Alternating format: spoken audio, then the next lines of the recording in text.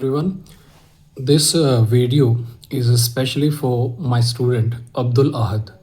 अब्दुल अहद ने मुझे कमेंट में पूछा था कि सर क्या आप जो है इस पे वीडियो बना सकते हो। तो अब्दुल का कहना है कि सर आप एक्सरसाइज 1.1 के क्वेश्चन नंबर 4 जो है स्क्वायर रूट स्पायरल, आप उसको बताइए। तो मैं उसके लिए ये वीडियो बना रहा हूँ और बेनिफिट इससे सबको होगा। तो ये स्क्वायर रूट स्पायरल क्या होता है और इसके बारे में जो भी इंफॉर्मेशन है उसके बारे में बात करते हैं। तो सबसे पहली चीज़ कि स्क्वायर रूट स्पायरल के बहुत सारे नाम हैं जो आपको एनसीईआरटी में तो नहीं मिलेंगे लेकिन आउटसाइड एनसीईआरटी मिल जाएंगे। पहला, इसको स्क्वायर रूट स्पायरल ही बोला जाता है। दूसरा, इसको पाइथागोरियन स्पायरल बोला जाता है या कई बार इसको पाइथागोरियन स्नेल भी बोल देते हैं क्योंकि जो स्ट्रक्चर बनेगा वो एक स्नेल जैसा ही लगेगा। एक इसे आइंस्टीन स्पायरल भी कहते हैं और जो मोस्ट फेमस है जिनके नाम पे ये स्पायरल है उसको बोलते हैं थियोडोरस स्पायरल। ठीक है, ये थियोडोरस कौन थे? थियोडोरस एक ग्रीक मैथमेटिशियन हुआ करते थे। ठीक है, इनके बारे में जो इन्फॉर्मेशन है वो मैं नीचे देता हूँ आपको।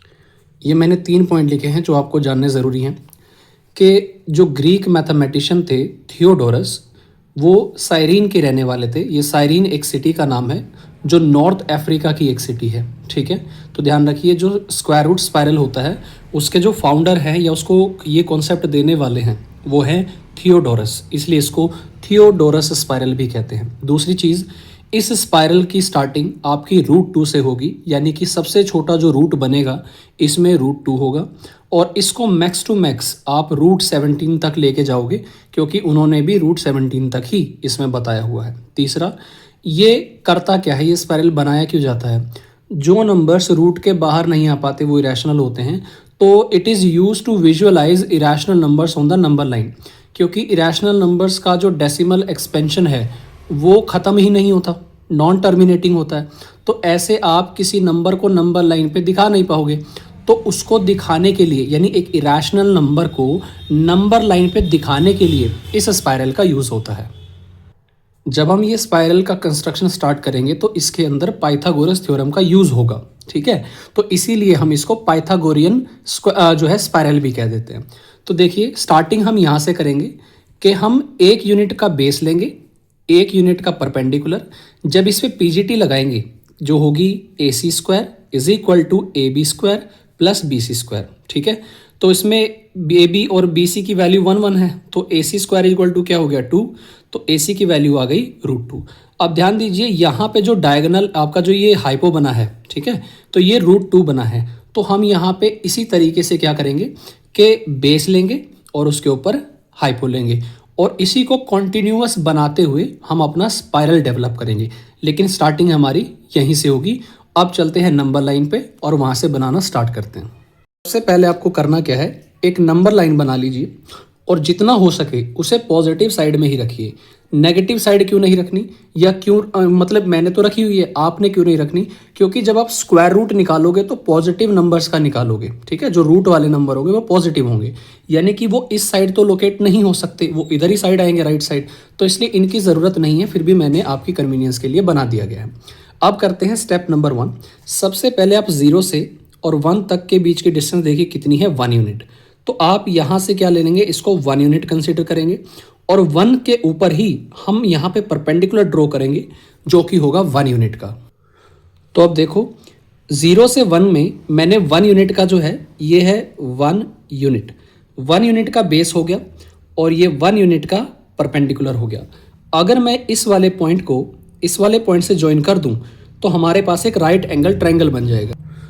तो ये मैंने ज्वाइन कर दिया और यहाँ पे कितने डिग्री का है, 90 डिग्री का। तो ये एक राइट एंगल ट्रायंगल है और अभी जस्ट मैंने बताया कि इसका स्क्वायर और इसका स्क्वायर जो है इसके स्क्वायर के इक्वल होगा। तो ये जो साइड होगी ये कितनी बन जाएगी, √2। अगर ये √2 है तो यहाँ से एक चीज़ ध्यान रखना कि अब हम यूज़ करेंगे इसका कंपास का यूज़ करेंगे।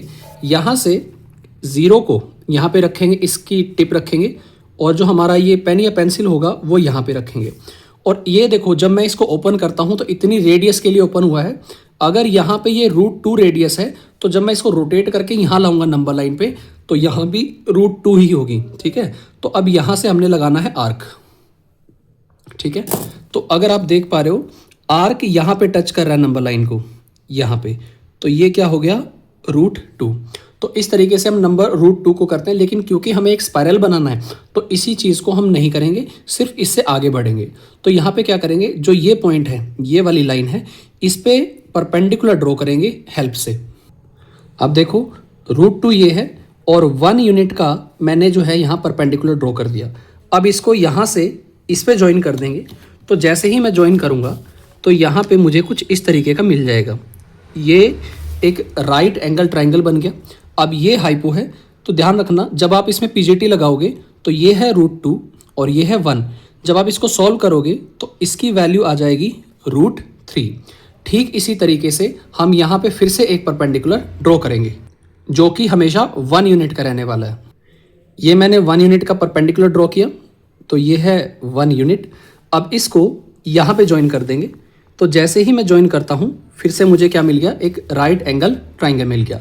अब √3 ये है नीचे का ये वाला और ये है 1। तो जब आप इसकी वैल्यू निकालोगे ये मिलेगा √4। ठीक इसी तरीके से फिर से यहाँ पे एक परपेंडिकुलर बनेगा जो 1 यूनिट का होगा। तो मैंने फिर से एक यहाँ पे परपेंडिकुलर के साथ 1 यूनिट का बना लिया है और फिर इसे दोबारा से यहाँ ज्वाइन करेंगे। और जैसे ही हम इसको ज्वाइन करेंगे फिर से हमें मिल जाएगा एक राइट एंगल ट्राइंगल और ये जो डायगोनल होगा ये बन जाएगा √5। ठीक इसी तरीके से फिर से हम एक जो है परपेंडिकुलर बनाएंगे यहाँ पे 1 यूनिट का, और ये 1 यूनिट का बना यहाँ पे, ठीक है, ये है 1 यूनिट, ये परपेंडिकुलर है इसके ऊपर। अब इसको यहाँ ज्वाइन कर देंगे। तो जैसे ही मैं ज्वाइन करता हूँ तो ये वाला मेरा बन जाएगा √6। और इसी तरीके से फिर से मैं एक जो है 1 यूनिट का बनाता हूँ परपेंडिकुलर, यहाँ पे परपेंडिकुलर है और फिर से मैं ज्वाइन कर दूंगा इसी पॉइंट से। तो ये जो बनेगा ये बन जाएगा √7। फिर से एक 1 यूनिट का परपेंडिकुलर ड्रॉ करेंगे। ये मैंने फिर से परपेंडिकुलर ड्रॉ किया और फिर से इसे यहीं पे ज्वाइन कर देंगे, ठीक है, ये बन जाएगा √8। तो आप देख सकते हैं इसी तरीके से हमें आगे बढ़ना है। 2 और बना देता हूँ, √10 तक कंप्लीट कर देते हैं। तो ये हो गया 1 यूनिट का परपेंडिकुलर और ये हो जाएगा आपका ज्वाइन और ये बन जाएगी आपकी √9। एंड 1 मोर टाइम इस पे जो है आप 1 यूनिट का परपेंडिकुलर बनाएंगे और देन इसको ज्वाइन कर देंगे, ठीक है। तो यहाँ पे परपेंडिकुलर और ये हो जाएगा √10। इसी तरीके से अगर आप आगे बढ़ेंगे तो देख लो ये एक स्नेल की तरह दिखने लग रहा है। तो this is called square root spiral. ये आप क्लासरूम में बैठ के अपने टीचर के साथ आराम से कर सकते हैं।